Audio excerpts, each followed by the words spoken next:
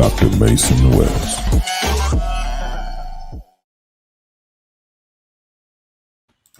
Welcome into this episode of Bare Bones. As always, I am Mason West, Dr. West, however you want to put it.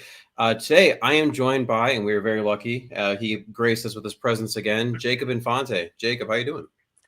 I'm doing great, Mason. I appreciate you always. It's always a good time to be on the show. So it's even more fun, I can imagine, when the Bears are good. So I feel like every time, over the years I've been here, it's just been, bad team after bad team to break down. So I'm excited to see how things go once we actually have something good to talk about for once.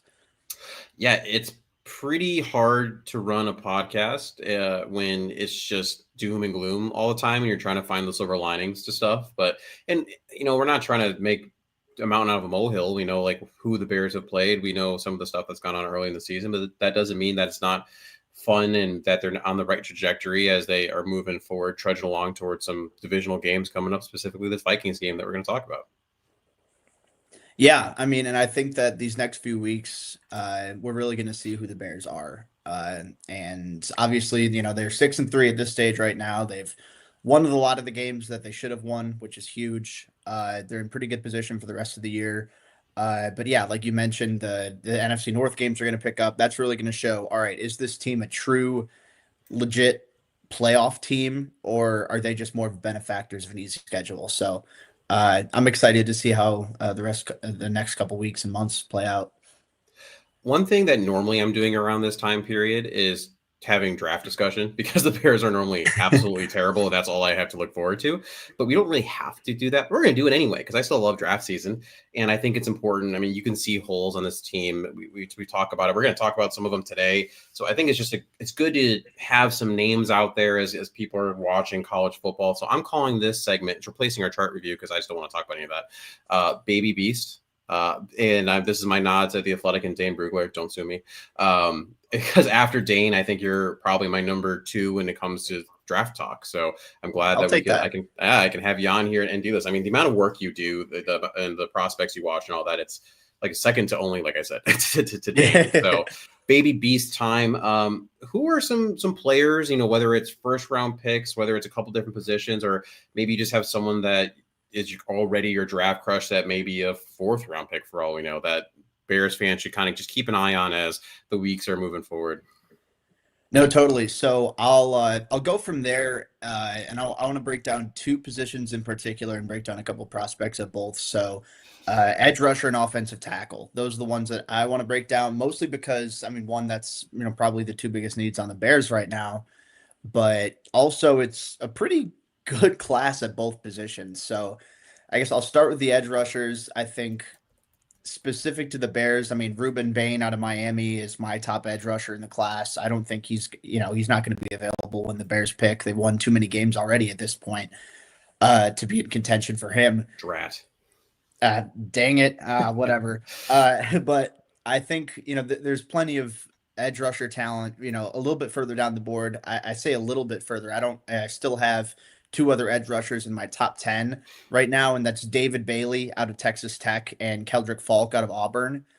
I get the sense Keldrick Falk would be a true Dennis Allen type of defensive end where he's built, he's like around that like 6'6", 280 or so range. Like he's borderline a defensive tackle playing edge rusher, and he's got that length, he's got that size, he's got that power, the edge setting ability that Dennis Allen has historically kind of preferred in these edge rushers. I know that's why they paid Dio Odeyingbo a lot of money. I think if they want to look for someone who, I think could be a better version of that would be Falk. I think he's got the explosiveness and the high motor that Dio has, but I think he uses his hands a little bit more. He's a little bit quicker as far as how he processes moves, like how to string moves together. Granted, that's in college, but still, I think, similar traits there without much higher ceiling. And then David Bailey, I think, is a pure pass rushing phenom. He's a little bit undersized for the edge rusher position, for especially what you think of like a typical base 4-3 defensive end, but he's extremely explosive. He might be the most flexible edge rusher I've seen in this class. He's got a really high pass rushing IQ too, as far as knowing what move to use against what different pass sets. breaking down the angles that tackles take, being able to identify, all right, I use this move against this look. He's really smart and he's really athletic. And I think that, he was really good last year for Stanford, but he transferred to Texas Tech this year and he's been phenomenal. So David Bailey would be a guy I'd really like a little bit further down in like the first round, say around like that 20 range. You're looking at Cassius Howell out of Texas A&M, a little bit shorter arms, but still explosive, still powerful, still, plenty of pass rushing juice. TJ Parker's someone who slid down my board a little bit out of Clemson. He's more of like a linear sort of edge rusher. His bend's okay, but he's quick and he's powerful and he's got long arms, big dude. I think that would fit a little bit more into what Dennis Allen likes, and Mateo Uiagalelei as well. So that's going to round out like the first round guys that I have in this class. Uiagalelei, again, another one. I think he's a bit better with his hand in the dirt, more of like a power rusher with a high motor type. Maybe not the highest ceiling in the class, but definitely one of the highest floors. And then uh, I'll go. I'll just keep going. I got a lot of edge rushers that I like in this class that I can just keep going on and on about. A lot of guys in like that day 2 range as well. Whether it's quicker types of edge rushers like their speed rushers like Damon Wilson the second out of Missouri is a guy I have in the second round. Joshua Josephs out of Tennessee has been a big breakout year for him. And then Romello Height also out of Texas Tech. I think rushing alongside a guy like David Bailey, that helps. But I mean, Romello Height's a tremendous athlete and a crafty pass rusher in his own right. So those are some of the speed guys. And then if you want more power, there's your LT Overtons out of Alabama. There's your Zion Young from Mizzou. I Your was waiting for Quincy his name to Road. come up because I mean, just the Mizzou alma mater connection. Oh yeah, yeah. No, it's Mizzou's got I think one of the top edge rusher duos in the nation. It's a shame that they're not going to be able to do a whole ton with it, just because their quarterback got hurt as far as like postseason goes. But yeah, it's a really good edge tandem this year. Uh, and Quincy Rhodes Jr. is another guy like 6'6", 270, like that. Not quite hybrid defensive tackle, but like supersized edge rusher. And then R. Mason Thomas, I forgot to mention him, like that speed category as well. I mean, Yeah. there's a lot of different flavors at edge rusher in this class, and depending on what you want, there's a lot of value. I feel like we said that last year, and the Bears just didn't draft an edge rusher, which I mean, we're seeing the results of that now. I don't think they can get away with that this year. I think it's kind of like the offensive line last offseason where it's like, all right, this is a glaring issue. You need to be aggressive in trying to find out ways of how to address that. And the Bears, it worked for the Bears this year to be able to go offensive line heavy. I think that, admittedly with fewer resources this go around, I think defensive line should be the focus, specifically edge rusher, but it's a really good class. I mean, I think you could probably say like a good maybe 5 or 6 guys going in the first round, and then like in my top 60 alone, I have 12 edge rushers. So Wow. it's a really deep class. I think as far as like solid quality starters, I think any of those guys would be good to factor into Chicago's defensive line. I mean, that's fantastic to hear. I don't think it's a secret to anyone that the Bears' edge position needs assistance. If you look at, let's see, I have a stat later that we'll talk about. I'm not even going to pull that up right now. But again, it's not a secret to anybody. One other layer I'd ask you for that: is there any reason that whether it's early or like in the middle rounds, you think that the Bears should be dipping their toe into that defensive tackle thought process? They did draft Shamar Turner, but he was actually used more of as an edge. Whether that's out of need or that's just where Dennis Allen saw him fit better. We haven't really gotten a lot, if anything, out of Grady Jarrett due to injury. What are your thought process on that? Yeah, I mean, I think that's another position. I mean, there hasn't been a lot of Bears draft talk in general, but with the little bit that there is, hasn't talked a lot about defensive tackle. And you bring up very good points with all of those. And Andrew Billings, his contract is expiring at the end of this year as well, so that's another potential wrinkle in the mix. I think that I wouldn't go with a defensive tackle in the first round. I think, especially in this class, I mean, unless you get like I don't know, like Peter Woods out of Clemson, he's having a down year from like the top 5 consensus prospect that he was, but he's still a first rounder in my eyes. unless you can get him, you're probably better waiting off until like the second or even third round. Uh, I have there are a handful of guys I have in like that mid to late third round range at defensive tackle, like Dante Corleone out of Cincinnati. He's someone that he's been on my radar for a minute. Just a big run stuffing nose tackle who also has really good short area quickness for such a big guy. Caden McDonald is someone I have in that like late day two range out of Ohio State right now. Just because I haven't watched a ton of him yet, but the more that I watch of him, the more I've been impressed. And then if you want to go for like a pass rushing type of guy, Grayson Halton out of Oklahoma, I feel like I'm a little bit higher on him than the consensus, but he's a little bit undersized, but quick as all get out. He's an effective pass rusher. He can generate pressure up the middle. I think from a pure need perspective, it's something the Bears should consider using like halfway decent premium on. Maybe not, all right, we expect this guy to be a starter right out of the gate, but maybe this is someone who can factor into the rotation year one and then eventually be a starter. That'd be 2027. So yeah, like a 2027 starter and a 2026 just decent rotational guy. I think that'd be a good move. Yeah. And then you mentioned the other side of the ball, right? Offensive tackle is the other one you want to talk about. Kind of a divisive topic with, how the offensive line is currently shaking out. Theo Benedict, good in the run, not great in the pass blocking. You spent a second round pick on a tackle that you had hoped would play left tackle, but it really just wasn't able to do so, at least early on. And potentially, are you looking early to, fix, I guess, not necessarily a mistake, but at least try to fill that potential hole that's there? Yeah, I mean that's definitely something that's on my mind. I think that at least what we've seen from Benedict so far, there's definitely been flashes, but I really think that uh, you watch his tape, and there are definitely some limitations, and a lot of it comes down to his length. I think we talked about it a little bit, like during the preseason, he just has short arms, Yeah. and there's nothing really he can do about that, but except be a lot more refined from a technical perspective. And he's gotten better. I think the last couple of weeks have shown growth from Benedict, but at the same time, uh, when you have those shorter arms, it's tougher to lock guys out at the point of attack. And I think we've seen that a couple times where Benedict, if he doesn't get his hands perfect, he's basically SOL, just because he doesn't have the long arms to be able to recover and, get his leverage back. So this draft class is really interesting because I think a lot of the top tackles are natural right tackles, Yeah. honestly. Like, Spencer Fano is my top tackle right now.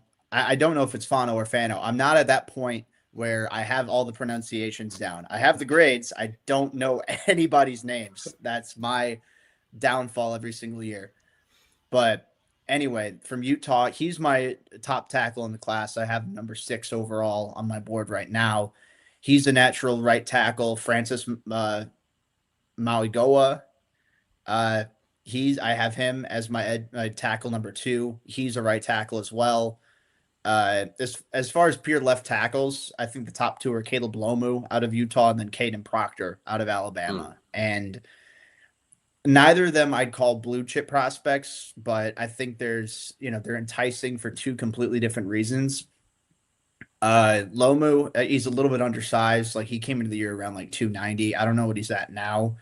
And that lack of elite size can hurt him sometimes where he can get pushed around by power from time to time, but he's a really good mover. He blocks well on the move. He, sets his hands well. He times his strikes accordingly.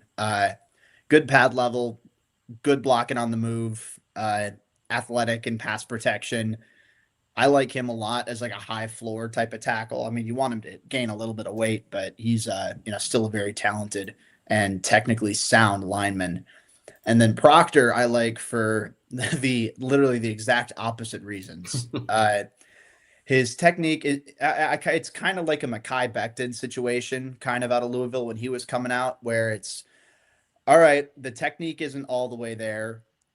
You have some concerns. Okay, is he too big? Maybe does he need to lose a little bit of weight to improve his conditioning? But he's huge as all get out. Massive dude, long arms, powerful, nasty, moves really well for his size. It's just that the technique is hit or miss. The spatial awareness against different looks of pass rushers is hit or miss. The highs are really high, the lows are pretty low, but I think someone's going to bet on that upside with him. Uh, and I mentioned those right tackles earlier. I mean, I'm not as dead set on, oh, he played right tackle in college. You absolutely can't have him at left tackle in the pros. I mean, that's part of the reason that I liked Armand Membu if he Yeah. was available for the Bears in the draft this past year. It was just pure value, regardless of whether he plays the left or the right side. But I do understand a lot of people, prefer to have that natural left tackle, and I mean, we saw it here with, like you mentioned, with Ozzy, where that's a guy he seems a little bit more natural at right tackle. He's played left tackle, but he's better at right, and I think people, especially now, might have a little bit of you know concern, I guess, of wanting to convert a right tackle into left tackle, but. A couple other guys. I mean, Trevor Gooseby out of Texas is someone that I'm pretty high on. He's somebody who's another freak athlete at tackle. He's only a 1-year starter because he was Kelvin Banks' backup last year at Texas, and this year was his first extensive look in the starting lineup, but uh, he's looked pretty dang good so far this year. The mobility, the coordination, and pass protection, the size, the length. I'm impressed with. Isaiah World is another tackle that I'm a fan of too. So he's another one of those guys where he had really good flashes at really good flashes at Nevada. Then he transferred to Oregon this past year, and he's still a little bit of inconsistency, but again, like freakish tools, insane length and athleticism. And as far as like a higher floor type of guy, I do like Caleb Tiernan out of Northwestern a good amount. He was gonna name I was gonna ask you about. We have to talk with the Northwestern guy. Of course, yeah. No, I figure anytime I mention a tackle and it's not Northwestern or Indiana or like or Illinois, just any of the big schools that are like Midwest around here, somebody's gonna shout at me and be like, "Hey, why don't you have so and so?" But yeah, I think specifically with Tiernan, he's not the greatest athlete. Like, he's not the most mobile, he's not the most flexible lineman, but he's got a really good understanding of how to time and place his strikes, especially initially. And like, he can compete and he can, with hand fighting, he can regain that leverage. But I think he does a really good job of getting that initial inside placement. He's strong, he's smart. I mean, as you would expect for a Northwestern guy, but he's smart, he's powerful, big dude, like six, I think he's 6'7.5", I believe. yeah, 320. yeah, give or take. And yeah, so I mean, he's a big dude too. So he's someone that I really like. I will say, because I've gotten a couple comments, I haven't gotten around to fully watching Carter Smith out of Indiana. He's someone I saw Dane Brugler was pretty high on recently. He's on my watch list, and that Indiana offense has been fantastic. I should have something out on him either like literally later tonight or tomorrow. But those five guys I mentioned earlier, those are the natural left tackles in this class. Obviously, there are a couple really good right tackles too. But if you're really fixated on, all right, this guy plays left, we want him to stay left, then those are my top guys in this class. Yeah, and going back to Tyrion for a second, I do think it's funny that I believe he's got 32.5-inch arms. So that's all going to be a topic for discussion, right? That benchmark of 33, if not 34. Northwestern just can't put out a tackle with long arms. Going back to Peter Skoronski, but I mean, he's played both left and right. So he's just an interesting name. And I'm probably just gun shy at this point because of what went on with Trapillo. But yeah, I would kind of like a guy that you saw play left tackle and plays left tackle so that you don't end up having to. I'm worried about the Bears having to move Darnell Wright to left tackle next year if you can't figure out whether it's through draft, whether it's Ozzy, whatever the situation might be. I mean, technically, Karan Amagaji still exists if you want to throw his name out there.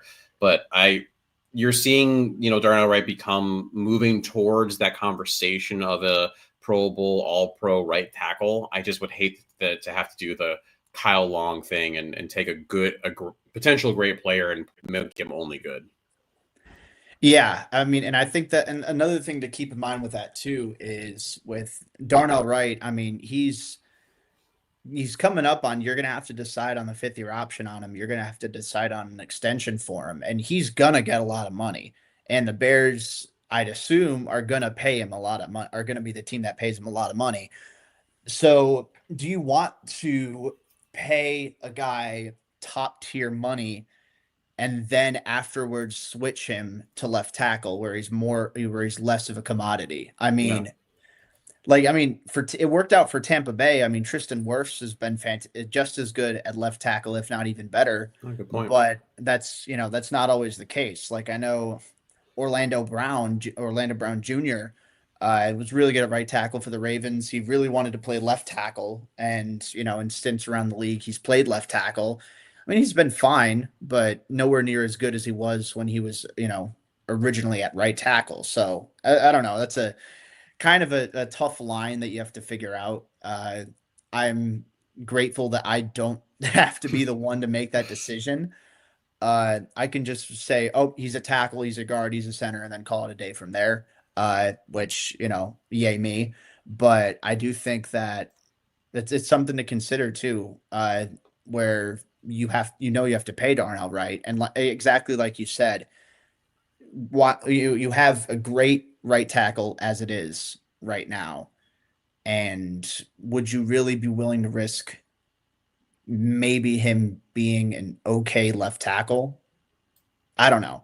That's something they'll have to figure out, because that's definitely a tough decision. Well, fortunately, we don't have to make that decision in the next couple weeks. We get to focus on hopefully continued Bears winning football, and we're going to get to that right after this break. Proper gut health is instrumental to athletic performance and recovery. Our gut is in essence a second brain, and health researchers are continually uncovering new benefits of probiotics, scientifically connecting the dots between gut health, reduced inflammation, and stronger immunity.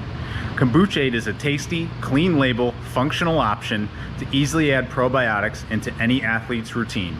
We call it balancing your brains.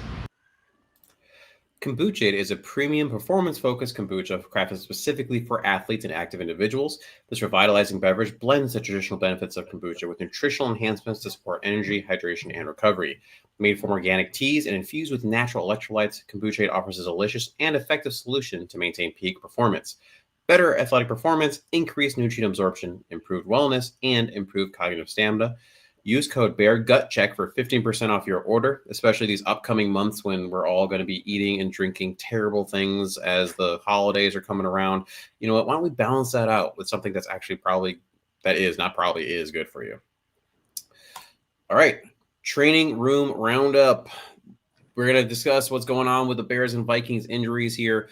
Fortunately, a lot of this has cleaned up for the Bears, considering what it looks like. Also, for a lot of people, at this point, if you haven't realized it, don't freak out at a lot of the DMPs early in the week. It's just going to be a thing all year. Certain guys are just going to get rest because they're managing injuries. And I actually really like how the Bears are handling this compared to past years. But the ones to really discuss, TJ Edwards, hand and hamstring. He could play right now with the hand. He had surgery on it, throwing, essentially a club brace on there, but the hamstring is still a problem. And I doubt he's not playing. So you're going to get more Sewell at this point. The only other one really discussing the DMPs that is of interest is the Jaquan Brisker back. He has not practiced the last couple of days. I expect him to play. I wouldn't be too worried about that one. We'll see on Friday what happens there ultimately. And then, then you go into the limiteds and all that. DJ Moore, Roma Dunze, that's management. The other one to highlight specifically is Dominique Robinson. He was back from that ankle, full participant today. So that anemic pass rush does get a little bit of a bump up here. And, Jacob, curious on your perspective. I know Dom Rob has been kind of the joke, like, why are you still here kind of thing. But, I mean, this year he actually was playing okay. I mean, not necessarily productive, but at least in terms of pressures, he's been solid. Yeah, I mean, I think here as I'm trying to battle against my cat who's trying to knock my laptop down, I think that the more depth that you have at edge rusher, the better. And like you said, Dom Rob was. I mean, look at this stage, I'm not going to anticipate he's going to be a full time starter getting 10 sacks a season. But if he's a decent rotational piece, that's helpful for this Bears defense because, quite frankly, they've struggled to generate pressure consistently off the edge. So I think having him back will be huge. Another guy I know you mentioned too is TJ Edwards being out. I think that's a bummer in particular. I mean, obviously, most of this defense well, I don't want to say most of the defense is healthy, but a lot of the guys who are on the injured list are slated to play, which seems encouraging. But I think one thing I'd really like to see TJ Edwards get back there because Yeah. Sewell I don't think has been all that great. I was curious how things were going to play out with him in like a bigger role, but he's just been specifically a liability in coverage. Like he's a good tackler, he's physical, but he just it doesn't have the fluidity, and he's not very comfortable across the middle of the field yet. So, uh, yeah, I think that's going to be that's one thing I'm a little bit worried about, but as it pertains to Robinson, I think jeez, my cat just hit me in the face. I don't know if you got that. I do, Uh, yeah. he is oh my lord, he's being a little goofball today. Uh, I don't know where I was going from there. I'll end it at that. Edge rusher depth is good. I need to tell my cat to stop hitting me in the face in the middle of these podcasts. But yeah, I mean, you're talking just about the importance of TJ Edwards there. I think for one, it puts Tremaine Edmonds in the right position because the Mike versus the Will, we see a distinct difference from Edmonds there. And also, I mean, this matchup I think is going to suck. One of the things that the Bears struggled with at the end of the last matchup in week 1 was covering Aaron Jones out of the backfield as a pass catcher, and Sewell is just not good in coverage, like in any way, shape, or form. And there's just really no one else that you can throw there at this point. I mean, there's a part if the Bears secondary was more healthy and you could have had like more fun dime looks with CJ Gardner-Johnson out there. Maybe you could have done something with that. But at this point, that is an area of concern for me without Edwards out there. Yeah, I think that's fair for sure. And I know like people have been talking about, especially at Windy City Gridiron. I know there's an article that like, okay, when Kyler Gordon comes back, how are they going to use CJ Gardner Johnson? And I think that's a really good example of one way that they could use him. It's just they don't have the luxury of doing that right now. Yeah. So that's one area I think that the Vikings could exploit, like you mentioned, Aaron Jones being a reliable check down option, stuff like that. So, yeah, I'll be curious to see how that all plays out. Excuse me. Flipping over to the Viking side of things. The ones really to look at here, Jonathan Grenard, interestingly enough, he went from limited to not participating with that shoulder injury. There was a question whether he would play or not. We'll see what happens on Friday. I don't expect it to be a long injury. Like he should play for sure next week. But I mean, if the Bears can avoid having him out there, that would be fantastic for them. There's a lot of limiteds and things like that. I mean, Will Fries being back for them is important. Ryan Kelly, he's limited the last couple of days. He's been out, and he was actually on IR with a concussion. But as far as you can tell from some clips that were out there, he was actually taking snaps with the backup quarterback, not with JJ McCarthy today. But that doesn't really necessarily say anything. I would expect Ryan has to be a full participant on Friday in order to play. I've done the spiel on concussions a bunch of times. I'm not going to do that again and bore everyone. JJ was a full participant today. But, I mean, keep an eye on that. Even though he was a full participant today, that grip strength can still potentially be affected. And ultimately, what's going on, what that'll look like on Sunday will be very, very interesting, even if he is playing there. But for the most part, the Vikings are going to be more or less full strength. There's, Christian Darrisaw didn't participate. He's been, even when he's played, he kind of pops in and out of their lineup. He's managing that knee all year long. Obviously, Bears fans know that with how the only sack Tayo Adembo came against the backup in that week 1 game. So their line is definitely a question mark. They're going to, I think, be quote unquote full-ish, but it's not necessarily, it's definitely not full strength. Yeah, and I mean, obviously, I think the biggest one there is JJ McCarthy's right hand Yeah. being injured. I mean, like you said, from a grip strength perspective, that could be, could provide some issues. I mean, I know it's, you know, at Minnesota, so it's it's indoors, so the weather isn't playing a factor. But I mean, still, you're gripping onto a football, you're throwing a football for a living. Having an injured hand on your throwing arm isn't ideal. So I'd be curious to see how that all plays out. Jonathan Grenard, I think, is going to be interesting too. You don't see that a ton, where like they're limited participating, and then just they don't participate later in the week. Usually it's the opposite. So I think if he were out, that would be a massive boost for the Bears offensive line, which has been pretty good this year. But I know, like we mentioned a little bit earlier, left tackle's been a little bit hit or miss depending, on the matchup. So having only one of him and Van Ginkel instead of two of them would be extremely beneficial. And I know they still have Dallas Turner in Minnesota. My understanding is they've tried to use him in like a hybrid sort of role. So where they drop him back in coverage and have him out in space sometimes. But uh, yeah, I think those two in particular are the ones that I'm looking at. Well, one, because I mean, obviously it's the quarterback, and two, I think the Vikings have one of the better edge rusher duos in the NFL. So to be able to get that group, maybe not at full strength. I know Van Ginkel was on there too. Seems like he's going to play, but regardless, I think that any advantage you can get is a big one, especially in a divisional game like this. No, absolutely. All right. Well, that was our training room roundup. Next up, some of this game. Knee-jerk reaction. This is one hot take that we have going into this week. Mine is, what do the Vikings really do well? They are 1-3 since their bye week. They are below league average in rushing offense, passing offense, run defense, takeaways, and giveaways, and only slightly above average in pass defense. So some specific numbers on that. They rank 21st in points per game, 18th in average scoring margin, 22nd in passing yards per game, 24th in rushing yards per game, 12th in opponent yards per game, 22nd in opponent rushing yards per game, and 30th in turnover margin per game. Not a lot of great stuff there. If you're a Vikings fan, you're going to point to the fact like, oh, it was Carson Wentz for a lot of the season. We didn't have JJ McCarthy, but later I also have some stats in here, but JJ hasn't been fantastic either. I mean, even if you want to talk about the week 1 game, he had a good second half of the fourth quarter. Vikings won, bless you. Good for y'all. But it's just a lot of it's a lot of okay. And I mean, can that flip potentially? But I'm not really sure what to circle here as like all right, cool, Vikings, this is your bread and butter.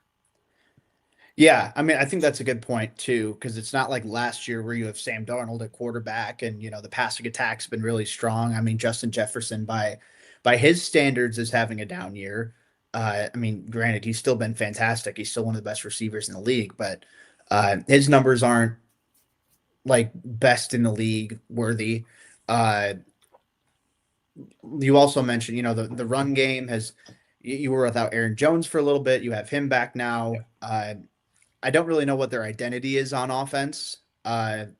Granted, part of that is because they've only played maybe 4 or 5 games with JJ McCarthy this year, but I think that's something they're still trying to figure out. And like you said, JJ's definitely had his struggles early on. That's something I feel like was to be expected to an extent, just for a college quarterback who wasn't asked to do a ton, and then someone who's coming off of an injury his entire rookie year. He had a lot of cards against him going into this year, so it's a talented team for sure. And I still believe Brian Flores is one of the top defensive play callers in the league, and that should give the Bears at least make it a little bit tougher to game plan, as opposed to some of the defenses like the Bengals or the Cowboys that they've been playing in recent weeks, or the Giants. So I think it'll be definitely tougher from that perspective, but I think you're right. They don't have a one thing that they can rely on and be like, oh, this is our identity. This is who this year's Minnesota Vikings are. So it's a beatable team. Obviously I think we saw that in week 1 where the Bears were, pretty convincingly beating them, and then they blew the lead. Does that happen again in similar circumstances later in the year? I don't think so, but I mean, I guess we'll just have to wait and find out. And is there a hot take you got going into this? Yeah, so my hot take for this is, or at least my hot it's a prediction. I think Colston Loveland's going to score 2 touchdowns in this game. Okay. And so I'll go with that. I think that the last 2 weeks in particular, he's really come into his own as the more heavily targeted tight end in the Bears offense. And I think that's a good thing personally, because Cole Kmet is still a solid football player. Uh, I've loved what they've done with him, lining him up as a fullback, having him as an inline blocker. He's done a good job. Like, he plays his role very well. But I think that, especially earlier in the year, he had some of the drop issues. I think Loveland at this juncture is the more valuable receiving tight end. And I think that now we're starting to see him, live up to those expectations of being a top 10 pick. So the last 2 games have been really good for him. I think that, slowly but surely, as I get hit in the face again, Caleb Williams is building. Jesus Christ, dude. Doesn't like your take. He was a Cole Kmet cat. Yeah, he's a Cole Kmet cat all the way. Yeah, he's going nuts on me right now. He's looking at me. Oh, you little jerk. But anyway, yeah, I'm going Colston Loveland with 2 touchdowns. I think he's going to continue that momentum. Yeah, it's been really interesting to see him utilized, and I utilized properly too. I think is another thing where we kind of see him in like that Sam Laporta sort of role. Sometimes you see him in the slot, occasionally out wide. I mean, he's not like your big-bodied, super good traditional inline blocking tight end by any means, but I mean, he has that versatility. He has that athleticism to beat you across the middle of the field. We've seen that on seams and crossers all year. But yeah, I think that's what I'm going to go with. Colston Loveland, I think, is going to have 2 touchdowns. And all right, okay, that was a dig. That was a deep dig. All right, he's going down. There you go. Jeez. It throws you off your game when you have a feline. I haven't trimmed his nails in a little bit too, so it's scratching. My hand looks like a mess right now, but that's a discussion for another time. No, I think you hit the nail on the head. If you go back and watch the All-22 from last game, I mean, there's even a couple of opportunities for Loveland that weren't taken full advantage of. That I think arguably you could say were misses by Caleb, or whether depending on where that was the read and the progression. Obviously, that all matters. And I would even venture to say, I mean, this is still early, but I think Loveland might have some of the best hands on the team. You see, we've kind of asked for more from Rome and from DJ in terms of some of these contested catches, some of these tougher catches. And I mean, one of the first hard catches we saw from Loveland, the one play where Caleb's rolling to the left and Loveland has to extend between 3 defenders, and he makes that as a hands catch, right? And there's just a lot of body catchers on this team. So, I think you hit the nail on the head with that one. Yeah, no, I think that's a good point too. And I think it's interesting you bring up like missed opportunities with Loveland, or like where he was open or could have potentially been thrown to, because there's one play in particular that sticks in my mind from watching that All-22. I watched it last night, so it's still like relatively fresh in my head. I don't remember I think it was like a high-low concept. They had Loveland like on a deep crosser, like across the middle of the field. And I think Caleb, I mean, he has the arm strength. He could have hit it. He opted for the underneath toss. I don't remember who it was to. And it got a reception. It got yardage, obviously, but in theory, you could have hit Loveland deep there. Yeah. So I think it's not just the stat sheet too that he's making an impact. It shows on film that he's getting open. And I think to have a tight end that can do that, a guy his size who can, create separation, whether it's in line or in the slot, or whatever the assignment is against a safety, a linebacker, what have you, that's a very valuable piece to have. So I think that we're starting to see that, we're starting to see the vision for Colston Loveland really coming in, and that's it's pretty exciting to think about. Zipping over to our to be perfectly honest, something brutally honest, I think I'm in love. Caleb Williams, when trailing this season, 72.3% adjusted completion rate, 1,306 total yards, 11 total touchdowns to only 2 interceptions. He now has a 12.1% pressure to sack rate, which is third best in the NFL. According to Hayden Winks, at Hayden Winks, the Bears had drops on 4th and 4, 4th and 4, and 3rd and 5 in that last game, plus a few others that he didn't list there. But Caleb Williams still had a 56% success rate, which would lead the NFL over the course of the season, even with those drops. And Caleb is 12th currently in EPA per dropback at 0.09. So this is just cool. I mean, and again, you can point to the schedule and the defenses you're playing and things of that nature, but to be able to say that you have a quarterback that is 12th in EPA per play, that 56% success rate, all those other stats I listed, and that I feel confident that can, in the end of the game, go down and get the score you need, or at least put you in position to score. It's just something you haven't been able to do for a while, and that's awesome. No, 100%. I think that's the numbers really put into perspective just how impressive Caleb has been this year, especially in late game situations. And I think the exciting thing is with him is I still think there's a lot of room to grow. And he's grown over the course of this year. He's gotten better over the course of this year. He's not at his ceiling, which I think is potentially scary for the rest of the NFC. It's very exciting for the Bears. When I went back to watch the film, it was one of the most impressive sub 60% completion games that I've seen. I think his expected or his adjusted completion percentage was something like 73.5. So that's like a good 20% of his passes that were either dropped or were just thrown away. So I think the accuracy is getting better. I'd like to see him get a little bit more comfortable with his footwork on those short dump offs like screens and flats and swing passes. I think he's still a little erratic, but the intermediate game is looking strong with this Bears offense right now. The deep ball's getting a lot better. And that's a very exciting thing to think about. So, I mean, you factor in the drops and, that's bringing up the completion percentage, and people who don't watch the games, like certain self-professed former NFL scouts will say his completion percentage was bad. I mean, that hardly tells the rest of the story. And there's a lot there when you turn on the tape or even watch the game live. I mean, you can tell he's hitting his targets. It's just, sometimes his guys weren't coming down with the ball. So that's the one thing that's been really intriguing to me is I think that Caleb this year, especially, I mean, these last two games, I mean, we'll see how he does against better defenses. The last two games, though, he's looked like a great NFL starting quarterback.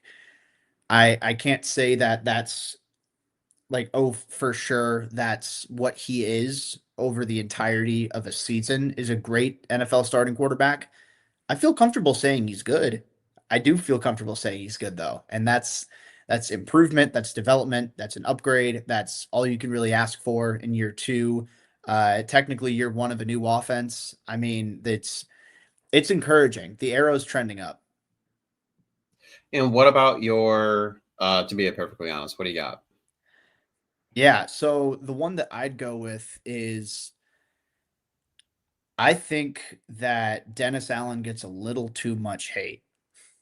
That's the one that I'm going to go with. And look, do I think he's been perfect? Absolutely not. Look, I mean, anytime that your defense allows over 40 points in a game against 40-year-old Joe Flacco, I mean, that's, not a great look on you. That's not a great look on Dennis Allen, but I do respect that he's trying to get creative working with what he has. And I think that really showed in the blitz creativity that we saw, especially the last game. We saw it against the Bengals, but really against the Giants too. That ability to drum up pressure, that ability to have guys like Jaquan Brisker, have guys like CJ Gardner-Johnson, have Kyler Gordon when he's healthy. Guys, defensive backs who can rush the passer at a much higher level than most defensive backs. I think that Dennis Allen's done a good job of realizing, okay, hey, maybe we can't consistently get to the quarterback with a four-man rush. This is how we're going to generate pressure. We're going to generate it with scheme, more of the X's and O's than the Jimmies and Joes. So I think that he deserves a lot of credit for that. The run defense, I think, has looked better this year. Don't quote me on that. I'd have to check and see like what the numbers say about it because I don't know for sure. But just looking on tape, I feel like it's a little bit better than it was last year. Uh, and then once you get Kyler Gordon back, once you get Jalen Johnson back near the end of the year, I think that's going to be interesting, and we can really see his vision come to light. Again, Dennis Allen hasn't been perfect, but I think when you consider how decimated his secondary is with injuries right now, I think he's inferior defensive coordinators would be doing a lot worse job than what Dennis Allen's been doing. Yeah, I mean, modern NFL defenses are built from the front back. The Bears have opted to do the opposite and try to build it from the back forward. Montez Sweat has actually been pretty solid in the last, couple 5 weeks or so. Yeah. But at the end of the day, he's still kind of that tier 2 pass rusher. He's not the Myles Garrett and all that. And you saw, Dayo Dengbo was good in the run game, but non-pass rushing. We talked about Dominique Robinson. You didn't have Austin Booker.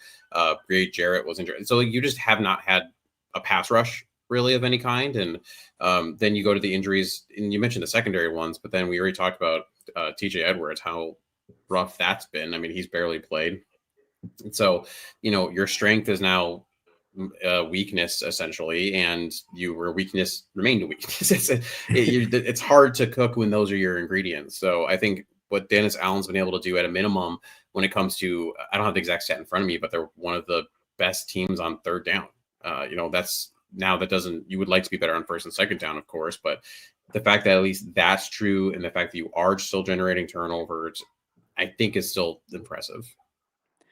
No, 100%. And you look at they haven't had as many turnovers like the last week or two, but you still see near the top of the interception leaderboard, Kevin Byard, Tremaine Edmonds, Nashawn Wright has 3 picks. And even as inconsistent as he's been, it's still good to see him, creating, forcing these turnovers. So I think that once you get guys healthy again, like you mentioned, the Bears have opted to go from the back to build from the back and then go forward with a secondary heavy approach. And so naturally, when a lot of your secondary gets injured, that's going to make it a lot tougher for your defense to play well.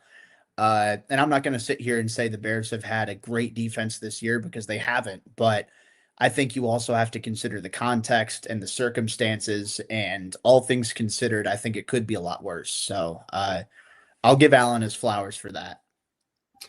Well, ain't this humorous? Something quirky or funny? I'm going to keep mine simple.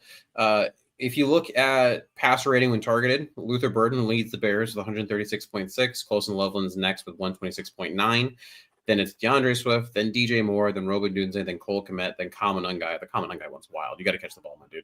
And then last is Olamide Zaccheaus at 74.4.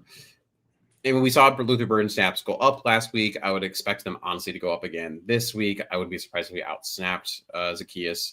But I just think it's kind of funny that the 2 rookies who Bears fans have been clamoring to please get on the field more are, hey, look what good things happen when you get them on the field more. No, definitely. And I think it's interesting too, because I made it a point to watch Luther last night in particular. And I came out of that watch. I'm like, all right, he's still got some room to develop as a route runner, right? Like there's still some times where it can be pretty clear like what general route concept he's executing. And it's a little bit easier for the defensive backs to mirror his movements. But every once in a while, you'll see something where he disguises like the one late game reception he had. I think it was like a deep curl or something like that, where he sold the vertical stem and then he stopped and changed direction on a dime, turned and made the grab away from his frame. I'm pretty sure that was in the 4th quarter, where it's like, all right, that's a legit, really good NFL caliber receiver play.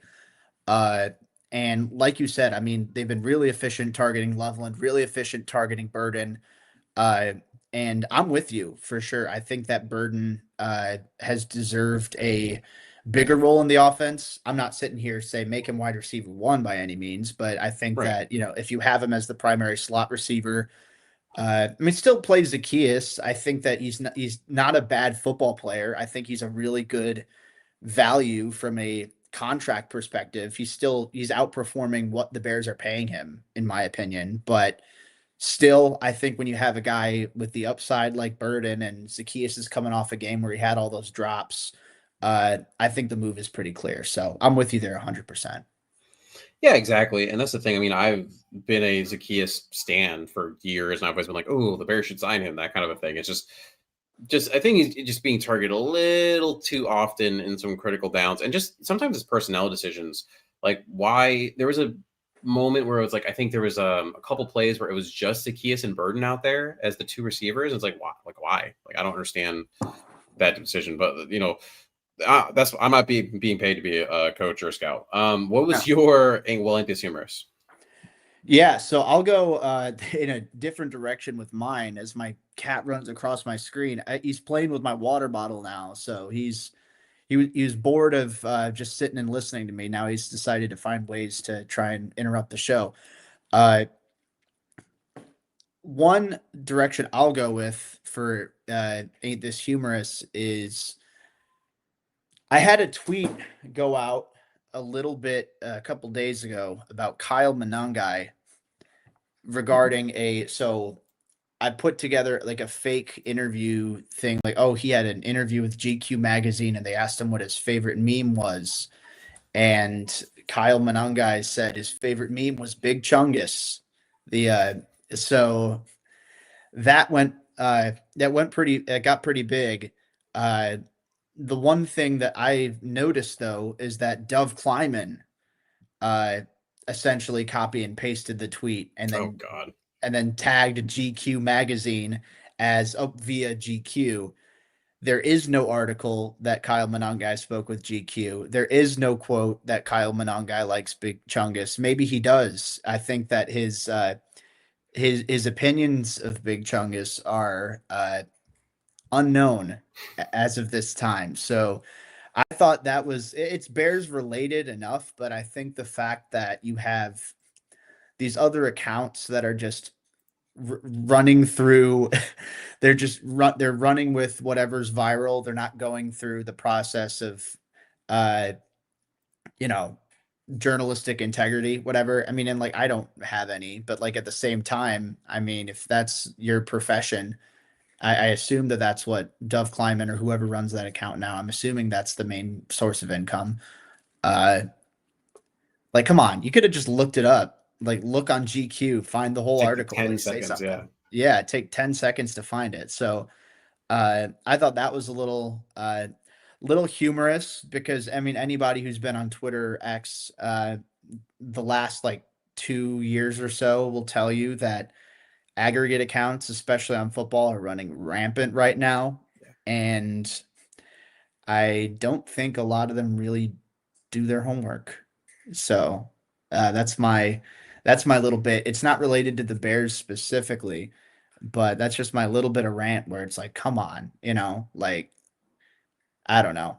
No, and I would implore anyone who's listening, the best you can, try not to interact with those accounts, whether it's a repost, whether it's even if it's a comment calling them out and doing some BS on it, or a like, or this or that. Like, the less we interact with it, hopefully they start to go away. Because I just understand sometimes it's easy because, right, taking a bunch of content and trying to put it into all one location, it's nice as the consumer, but at the same time, it's just stealing content and not giving appropriate credit. And let's give our likes and our interactions to the people who are actually putting in the hard work, if we can. Yeah, no, I think that's perfectly said. And like, I get why people follow those accounts solely because, like you said, oh well, it's everything in one account, well, I'll just go there. But those aren't where the creative ideas are coming from. That's not where the hard work is coming from. It's an easy way to get clicks. If you're into clicks, if that's what you want to do, then being an aggregate, I'm sure is a lot of fun, but it's also, in my opinion, kind of slimy when that's, the whole purpose of your account is just to not even repost other people's stuff, but to share clips and not provide any additional commentary and just, share the exact same thing that somebody else already said and say the exact same comment that somebody else already said. I don't know. Right. I could go on about that, but yeah, I think that's I think you said it very well. All right, one more break and we'll get to the tail end of our show. We have merch. Go ahead. I'm not gonna do a whole thing on this. I'm wearing a hat. It's a cool hat. You should buy the hat. You should buy the shirts. You should buy the t-shirts. You should buy the hoodies. You should buy the cups, the mugs. Go ahead. We're about 56 minutes into this. I threw a QR code on there, so if you want, scan that QR code. It'll bring you right to the website. You could also just look up Second City Gridiron Shop Fourth Wall, and it'll pop up. Holiday season's coming up. Get it for the Bears fan that you love. Get it for the Packers fan that you hate. Whatever you want to do. But we have cool stuff. If you buy it, it lets us do even cooler things. And also at this moment, if you give us a like, subscribe to the YouTube channel. It really helps our algorithm. Throw a comment. You know what? Right now, comment. Go to YouTube. Comment what you think the score of this game is going to be. It's fun for you and it helps us out. Thanks. Okay, bye. All right, so we're going to get into our love it, hate it, rehabilitate it. This is something that we love for this matchup, dynamic that we hate, and something that we would fix if we were one of the coaches. My love is the Ben Johnson revenge part of this. We haven't gotten to see necessarily what Ben Johnson does in a rematch, right? That hasn't happened yet. We saw what happened when Ben had a week with a bye and how he essentially fixed the run game and what that looks like. I mean, I can only imagine when he's going and cooking, trying to get fix what ailed them in week one, what that'll look like. There was something on Hogan Johns that they put out on Wednesday, I believe it was. I think they were talking to Cole Kmet, and he had mentioned how Ben, that pass play that Cole had, I mean, he cooked that up on a Thursday and put it into the game on Sunday. Like, that's just mad scientist stuff. I mean, in week one, the Bears had 317 net total yards, but only 119 rushing yards. They were 3 for 12 on third down and 0 for 1 on fourth down. They had a 42.9% passing success rate and a rushing success rate of 34.6%. And if you compare those numbers to weeks 2 through 10, you went up to a 44.6% in the passing success rate, and the rushing success rate increased all the way to 47.7%. So, I mean, you can also dive into the other positive Bears stats. There's a lot of them, explosive play rate being one. They lead the league in big plays per game with 8.67 per game, EPA, all this really good stuff. So, I mean, I just think, also there's a little bit of, I think, a thing between him and Brian Flores as well. I'm really excited to see what that looks like. And I think, the let Ben cook kind of thing. Yeah, I mean, I think that's that's a good choice, honestly. The aspect of like that Ben Johnson revenge game where it's like that was his first game as a head coach, and then they blew that lead. I'm sure that someone like that, he doesn't forget about that. Like that. So I'm hopeful that they'll be able to get their revenge back. So I'm excited for that too. I think the love it that I want to bring up too is the possibility of the run game. See how that looks. I think that we've seen some really encouraging bits and pieces from DeAndre Swift and Kyle Monangai the last few weeks. With Swift coming back from injury last week, he settled back into that running back one sort of role, which, I mean, I think he should be for the time being at least. But Monangai at least now has a pretty solid role in the offense, and he's running the ball, and he was great against the Bengals, against the Giants, who saw some encouraging flashes as well. Like a good kind of usually you think of a change of pace back as like your receiving back, your scat back, your speed guy. But Monangai is a different change of pace because he's more of a downhill thumper compared to Swift, who's a little bit better out in space or outside of the tackles. So I think that the run game is something that I've been impressed with the last couple of weeks. Again, I'll admit, maybe it's not against the elite defenses in the league, but I think that it shows that Ben Johnson can adjust. It shows this offense can adjust because earlier in the season, they weren't doing a very good job of running the ball, at least consistently. And I think they've really turned a corner, like after the bye week in particular. So that's my choice for Lovett is the Bears run game right now. And I think they have a chance to, potentially make some plays against Minnesota. Yeah, I like that one. Unfortunately, negatively, the hate that I have for this game is really anyone versus Theo Benedict in pass pro right now. We talked about maybe, is Andrew Van Ginkel going to go? Is Jonathan Grenard going to go? But if you look, in terms of team offense allowed pressure dropbacks, where the player was considered to be at least partially responsible, 34% of pressures are on Theo Benedict right now. I mean, you compare that, you're at left guard, it's only 7%, center it's 13, right guard you have 17 and 12% for right tackle, and then actually only 16% on Caleb. So like double the next position at 34%. And also for this defense for the Vikings, in terms of defenses that generate quick pressures less than 2.5 seconds, on the highest percent of opposing dropbacks, Vikings rank first at 27.6% per fantasy points data. Just as a little side, the Bears are last at 11.2%. And when you've seen the Bears offense kind of go off the rails, it's when you have that fast pressure. So whether it's the outlets, there's been a couple times where on the offense, I'm like, where is the quick outlet? It's been a little odd. And then also too, I mean, we saw DeAndre's had a drop or two when it comes out of the backfield. But one guy I talked about his passer rating when targeted. I mean, he's dropped some balls. So I'm not super pumped about what that part's going to look like. Yeah, I mean, I think that's valid, and I think especially with Benedict, I mean, we've seen some of the growing pains. I talk about the the lack of length that can show up on time with him on tape, and that can hurt him at the point of attack. So, I mean, we'll see how that all plays out. I mean, the Vikings, it's an interesting defense because their front defensive, like their defensive line, I think is really encouraging and really well built. Their secondary, I'm not particularly afraid of. So, that's going to be something that I'm curious to watch. I'm curious.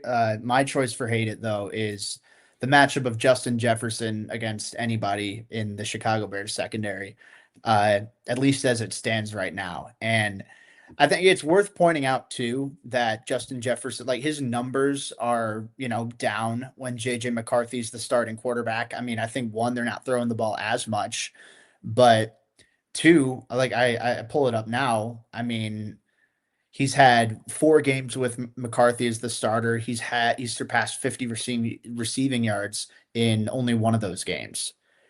And he has, in his stint with Wentz, it was 75 yards, 126, 123, 79, 74. And then when JJ came back, it dropped to 47. And then the following week, it was 37. So I'll throw that into the mix too. But I think that even with the down production with McCarthy as the quarterback, I think Jefferson's still one of the league's elite wide receivers. I mean, he has, years and years of production and tape to prove it at this point. He's one of the best at his position. And we've been talking about it all year now, just how banged up the Bears secondary is. Tyreek Stevenson has been inconsistent. Some games he looks like the second coming of Darrelle Revis, and the next week he looks like a backup level performer. And then you have Nahshon Wright, again, pretty hit or miss. Little bit more miss than Stevenson. I was gonna say a lot of miss, but that's just my personal opinion. Yeah. Like you have the 3 picks, but I mean he's getting picked on pretty consistently in coverage. And then CJ Gardner-Johnson out of the slot, whenever the case that might be. I'm a little bit concerned about what Jefferson could potentially do. I'm not too worried about what the Vikings passing attack will do, but it's Jefferson specifically that I think has the potential to, make some moves and, keep his team competitive against kind of a porous Chicago secondary right now.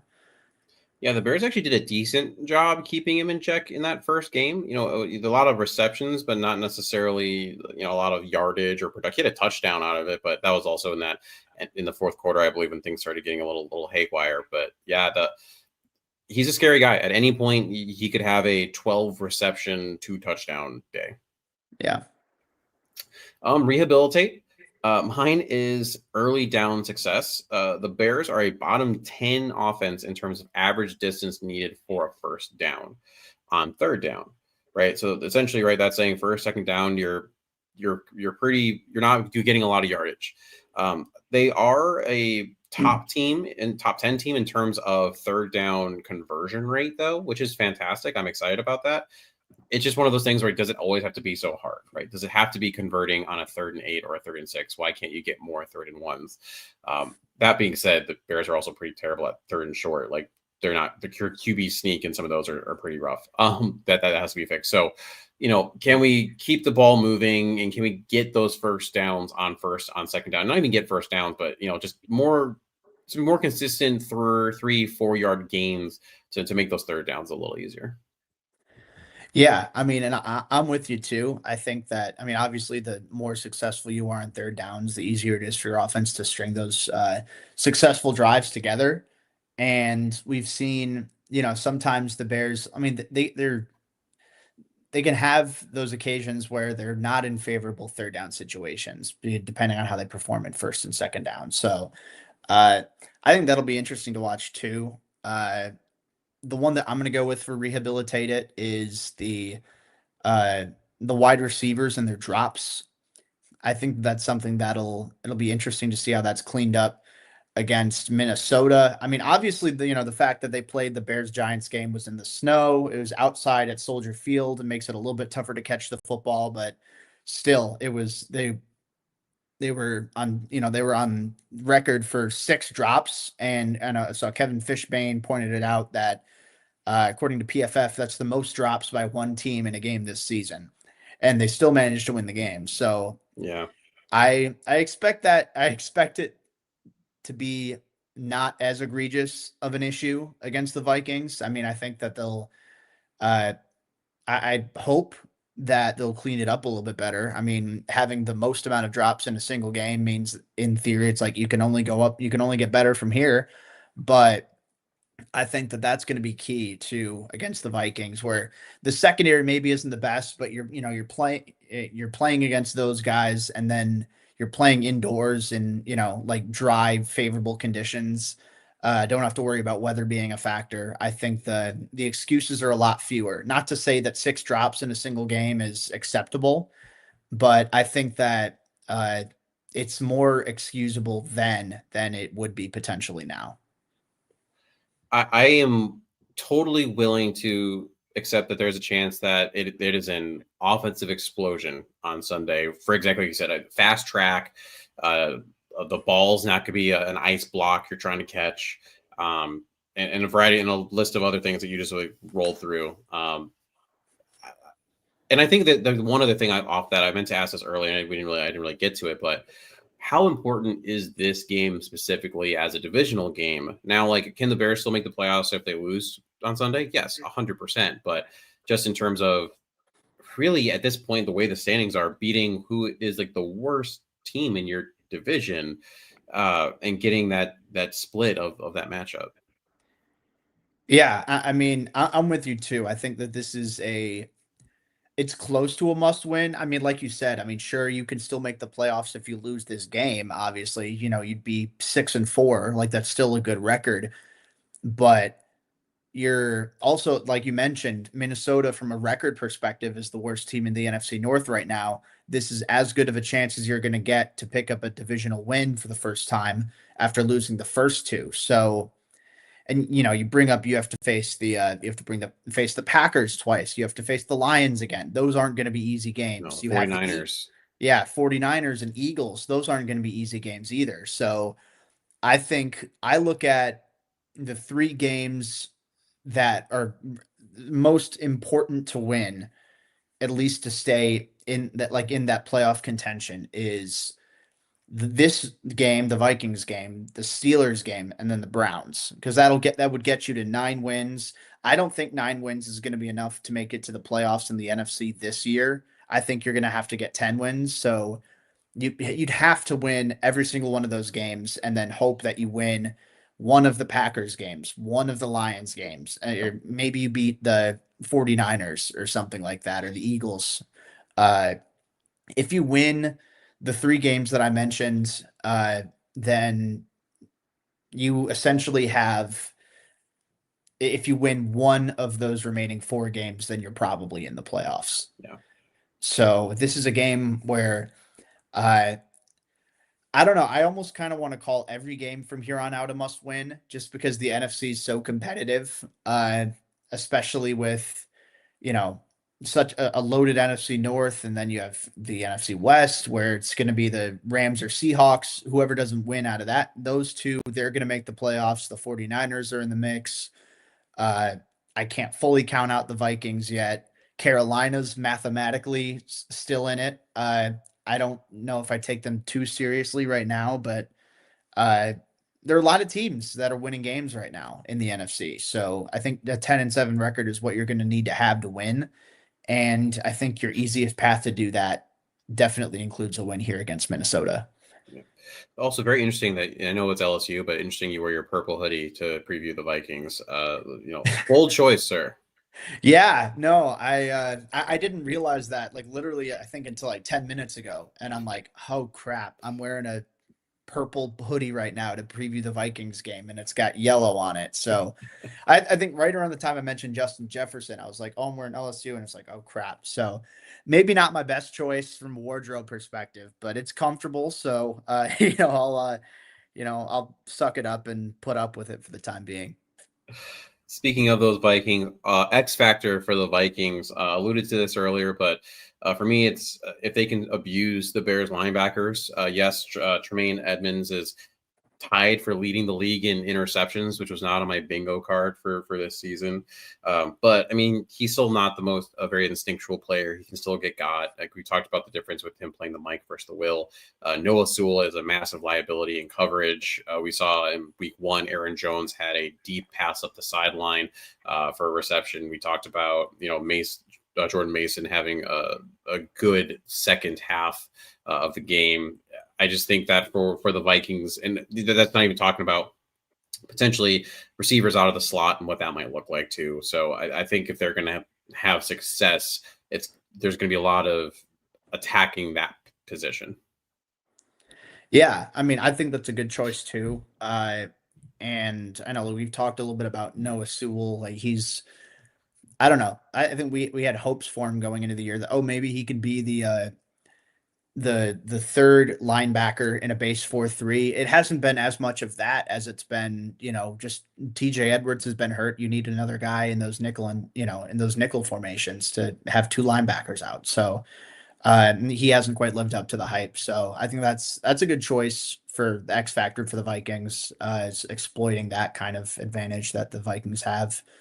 I'd say that if they can get maybe 2 or 3 deep ball passes to complete and to move the ball considerably down the field, I think that would go a long way for them. Specifically bringing up that JJ McCarthy, I don't have the numbers in front of me right now, but I know his average depth of target, I think last week was a little bit deeper. Don't quote me on that specifically, but I know that, part of the reason that Vikings fans are saying that, the reason that JJ's completion percentage is low is because he's, throwing deeper passes and, just a lot of them haven't been completing to this point. I think if the Vikings if they can even nail, like I said, 2 or 3 of those deep balls to, flip field position to get into scoring range right out of the gate, I think that would be huge against a Bears secondary that isn't really all that strong. So if you can get at least, with all the injuries they have, if you can get the deep ball going, whether it's Jefferson, Jordan Addison, Jalen Naylor, that's Jalen Naylor, right? That's their That's the third. Well, I guess Thielen's also there. It depends. I don't know how. I haven't looked at his snap count. Yeah. That's fair. I think Naylor would be the better deep threat regardless. I don't know how they've been playing Thielen either, but I think that's yes, Naylor Naylor's their deep guy. Yeah. Yeah. So if they can get that going, then I think that'd be huge for the Vikings. I don't think you're gonna absolutely torture this Bears defense because they're gonna find ways to get creative and put pressure on JJ McCarthy and get him to panic a little bit. But I think if they can figure out the vertical passing game, even a little bit, I think that'll be huge. Now we go move on to the Bears X Factor. What's yours? Yeah, so I think big defensive plays. I think impact plays. I think sacks, forced fumbles, and interceptions. I think that's going to be huge. for the Bears because their offense has been good. I feel pretty confident that they'll be at least solid against Minnesota. Uh, like I said, that's a good Minnesota defensive front. The secondary, I'm not too concerned with, at least in how it stands against this Bears passing attack. Uh, the defense, like I said, the secondary, there's possibility for error there. So if you can dial up the blitz, if you can get the pressure on JJ going, whether it's a 4-man rush or whether you have again, CJ Gardner Johnson or you have Brisker, blitzing off the edge or up the middle, whatever. Excuse me. I think that could be enough to get an inexperienced quarterback to panic. And I think that heightens the opportunity for erratic throws. It heightens the opportunity for when he gets hit, the ball gets jarred loose. I think that if they can, even if they do allow like a couple deep passes here and there. I mean, because Kevin O'Connell's a very good offensive play caller. He's a very good head coach. I think there'll be times where guys get schemed open. If they could still, lean into that turnover, if the Bears can still lean into that turnover aspect of what we saw or what we have seen the last couple of weeks, specifically with the interceptions, but also with the sacks. And, if you can get a strip sack or a forced fumble on a big hit, that would be fantastic too. Throw a peanut punch in there. Who knows? I think that would be huge with the defense that's as, I guess, unpredictable as the Bears. It's been very up and down given the fact that how injured they are. I think that if you can really maximize those ups, then that can kind of help it level out a little bit, even if they do get beat down the field a little bit. Yeah, I mean, it's a must. I mean, you look at it, the Bears haven't won a game that they or didn't get a turnover or were winning the turnover margin. My X factor for the Bears, and this is the same as last week. I feel like I'm cheating a little bit, but it reigns true with this team: is don't shoot yourself in the foot. Right? Yeah. It's all the so it's the little things. It's the drops. It's the penalties. I know there's conversations just with how dense and complex and how this offense is in terms of the pre-snap stuff. That's why you're getting some of the flinching, and that's why you're getting some of that pre-snap operational kind of stuff. But you've seen that when you can keep the penalties in check, the Bears can move the ball. Specifically on offense, the Bears can move the ball. It's only when they end up in 1st and 20 and they have to try to get all that back that you're really consistently slowing down this team. So yeah, just got to stay disciplined.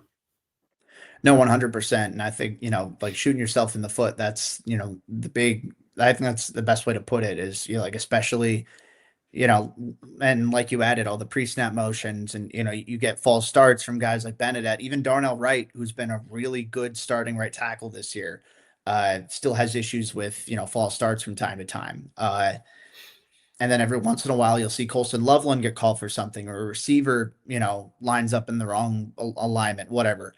I think that you're just preventing like the little mistakes. And I think it's gotten a little bit better over time, but it still sometimes can be an issue where, like you said, it can sit them into the 1st and 20. And it's like, all right, well, now we got to gain all that back.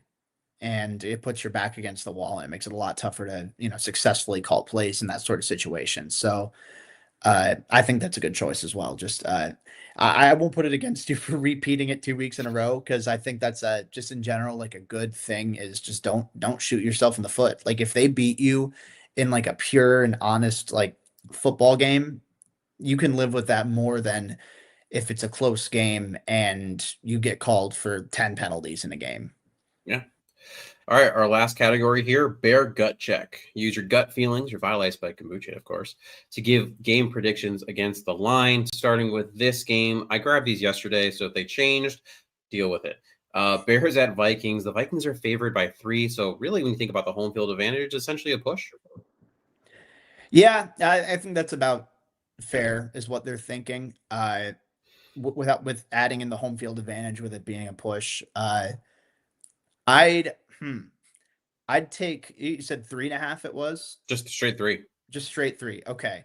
I'd take the Bears plus 3 because I think, I mean, obviously there's the chance that, maybe that the Bears win the game, But even then, you're talking about a potential like a 1 point loss or a 2 point loss. I wouldn't think that that's out of the realm of possibility either, because I expect this game to be close. Part of it factoring in the Vikings, their defensive line, they have some good weapons, and then the home field advantage as well. But I think that this is, I mean, the Bears are a hotter team right now. They're on, they've won a lot more this year, especially recently in the last couple of weeks.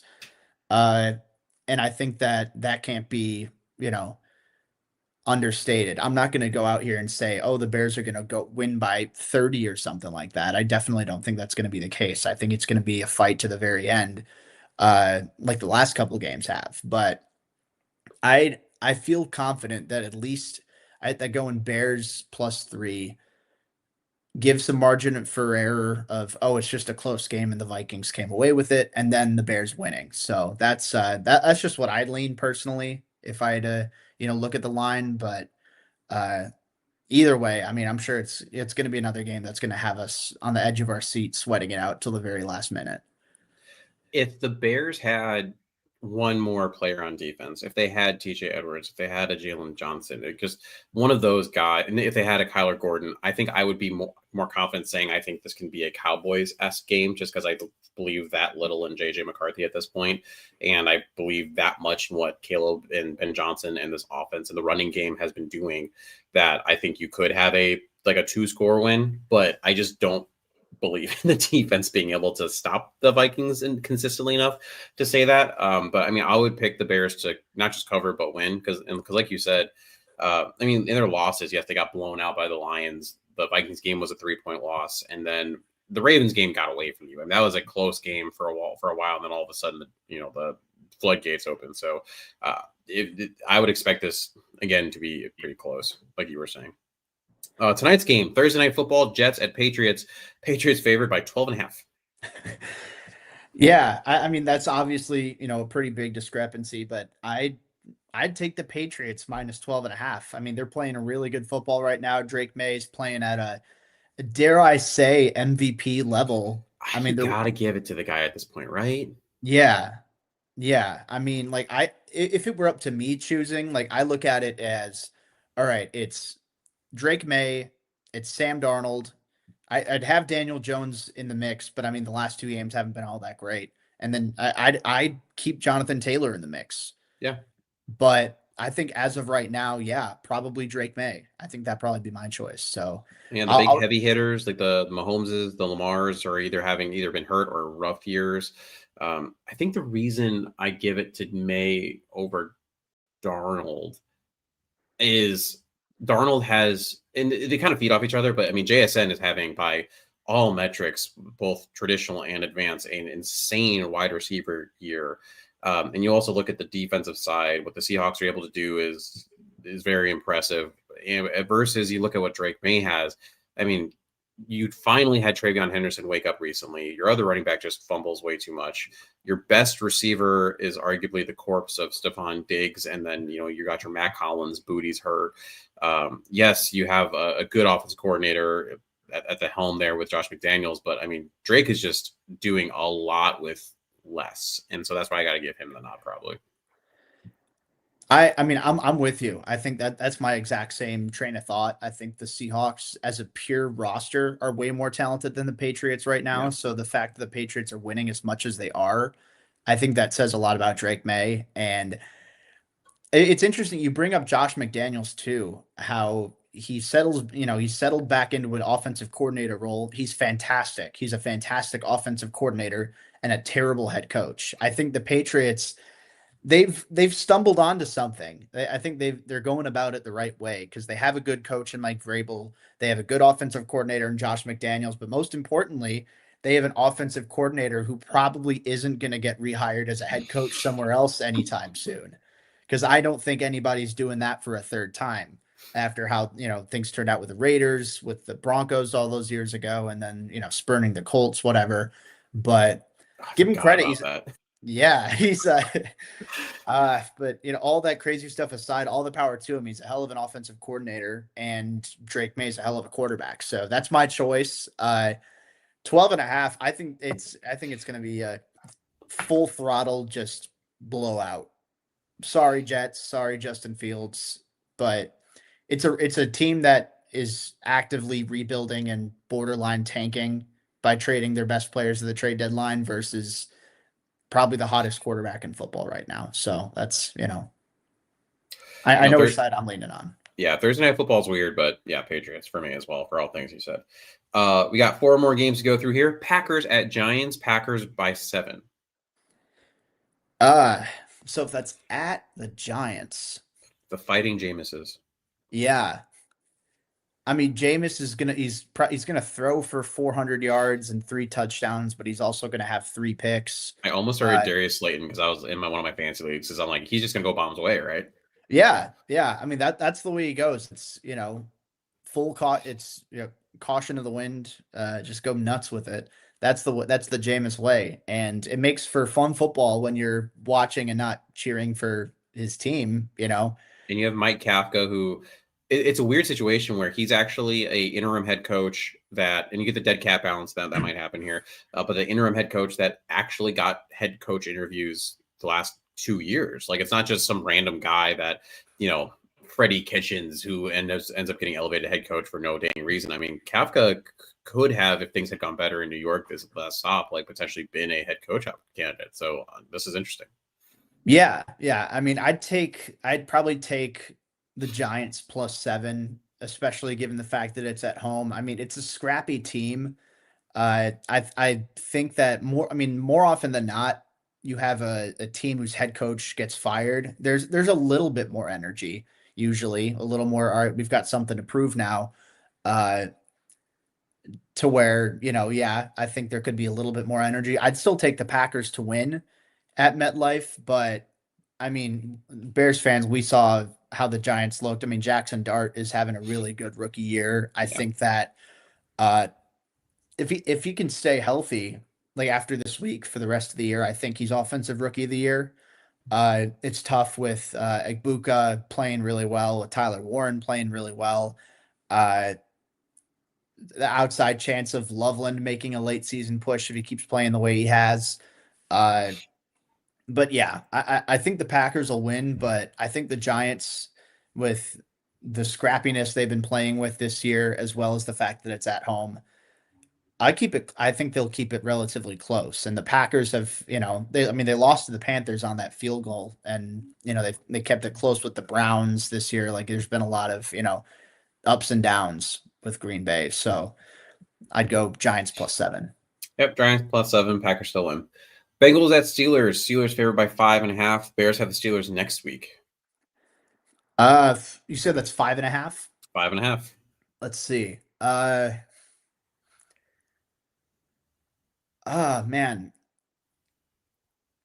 I'll go Steelers -5.5 on that one. And I don't feel great about it at all. Because I see that what the Bengals have done with Joe Flacco on offense, it's definitely gotten a lot better. But I still think their defense is a major concern. I think that if there's any bounce back game for Aaron Rodgers and for the Steelers offense, it's this one against Cincinnati. The last game, was at Cincinnati. The Bengals ended up winning by 2. I think if you keep that the same, all things considered, if you play that game in Pittsburgh, I think the Steelers do win that game. So I don't feel good at all about going Steelers -5.5. That's what I'm going with. I've already said it, so it's too late, and I can't go back on my word. So there you go. I'm close enough on this. I'm just for funsies. I'm gonna say Bengals. Let's give them a win finally. And and Rodgers has been playing rough the last couple of weeks. That Steelers defense is not what it has been the last couple of years. And I think the Bengals maybe a little bit of energy. Joe Burrow is not back, but I mean he's going to be back sooner. So maybe there's a little bump there for the rest of the team. Last game we got Sunday night, big game, Lions at Eagles. Eagles are favored by 2.5. If the Bears can win and the Eagles win, Bears are holding first place in the division. That would be something. I'd be pretty happy with that. Not gonna lie. Unfortunately, I'm not going to go with the Eagles to win this game. I'm going to go with the Lions +2. Lame. I know. I mean,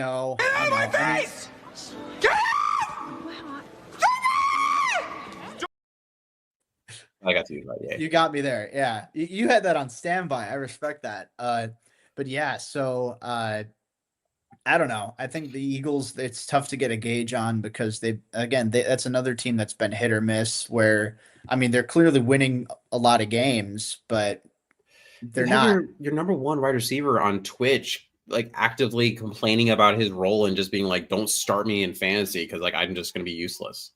Yeah. I mean, that can't be good for the locker room by any means. And it's like, I mean, if I'm AJ Brown, like part of me gets it because it's like, all right, want to get your numbers up, you want to get your money up, but like you just won a Super Bowl with this team and you're winning a lot of games. Like, just trust the process. But to borrow from another Philly team, but I don't know. I think the Lions are going to take this one. Jared Goff's been playing some really good football. I think that there's a lot of energy around that Lions team right now. So that's what I'm going with. I'm taking Lions, go into Philly, pick up the narrow upset. The vibes are a little weird with the Lions. Not like weird bad, just weird with Dan Campbell taking over play calling duties.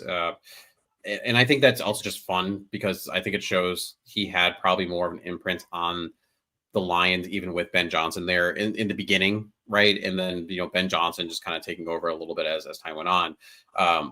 So I mean that's interesting, but the Lions are just a very explosive team. The Eagles, like you said, it's been these weird close wins. Their losses, they lost to the Broncos, they lost to the Giants. I think Eagles fans are actively like I have a patient who's an Eagles fan, and he is actively trying to get their OC fired and hire Mike McDaniel, hoping he gets Yeah. from the Dolphins. Like, I think this Eagles team is similar to the team 2 years ago, where Brian Johnson was the offensive coordinator. The Eagles were still winning for the most part. They got to the playoffs, but it just was this clunky, weird fashion. And then they ended up having to fire him and hiring Kellen Moore.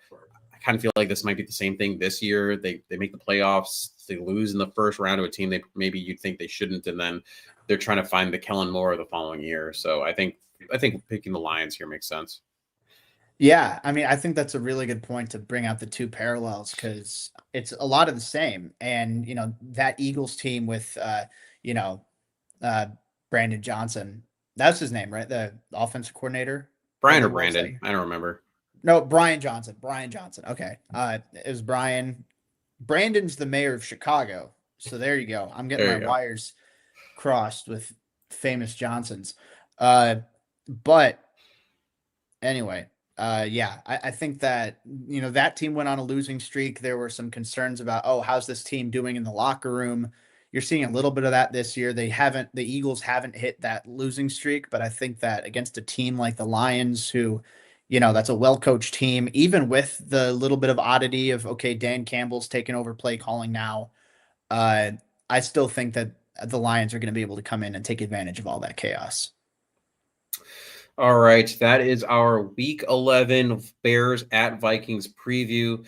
A big thank you to Mr. Jacob Infante for coming on and being a sicko like me and willing to talk for an hour and a half about this kind of stuff. Whereas other people might be like, "Man, I got stuff to do," and you know what, I got a dog barking in the background. He can wait.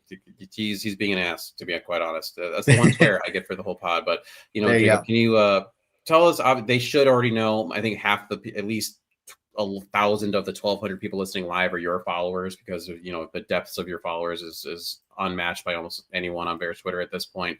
But for those who don't, where can they find your stuff and all the musings and ponderings and awesome things you do?